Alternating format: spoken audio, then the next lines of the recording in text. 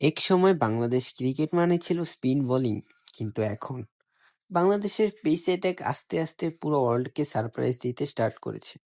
Speed, aggression, swing, কাটার সবকিছু এখন আছে আমাদের পেসারদের মধ্যে।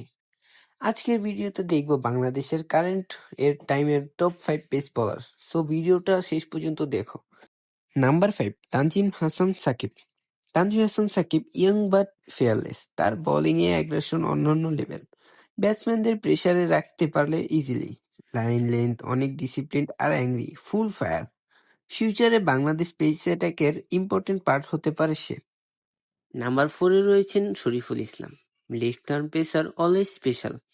শরীফুল ইসলামের সুইং আর অ্যাঙ্গেল ব্যাটসম্যানদের জন্য ডেঞ্জারাস হয়ে যায়।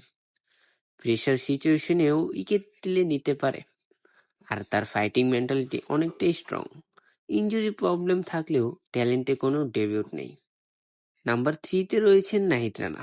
নাহিদ রানা বাংলাদেশের স্পিড সেনসেশন। তার র পেস দেখলে অলরেডি সবাই শক।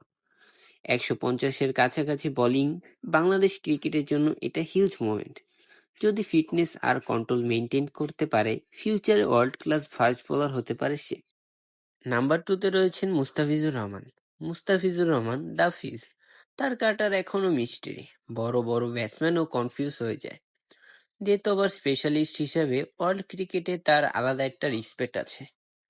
ইনজুরির পরেও কামব্যাক করে আবার প্রুভ করছে কেন তাকে স্পেশাল বলা হয়। নাম্বার 1-এ রয়েছে তাসকিন আহমেদ। তাসকিন আহমেদ বাংলাদেশের পেস লিডার। ইয়াং এজ থেকেই তার পেস সবার চোখে পড়ে, কিন্তু এখন শুধু স্পিড না, কন্ট্রোল, এক্সপিরিয়েন্স, মেন্টালিটি সব ইমপ্রুভ করেছে। বিগ ম্যাচেও অ্যাগ্রেশনের এনার্জি দিয়ে টিমকে মোটিভেট করে। এখনকার বাংলাদেশ টিমেও তাসকিন হলো মেইন ফাস্ট বোলিং ওয়েপেন। তা বন্ধুরা, তোমার মতে বাংলাদেশের বেস্ট পেসার কে? তাসকিন, মুস্তাফিজ, নাহিদ রানা? কমেন্টে জানাতে ভুলবে না। আর এরকম ফুটবল ক্রিকেট কন্টেন্টের জন্য চ্যানেলটা সাবস্ক্রাইব করে দিও।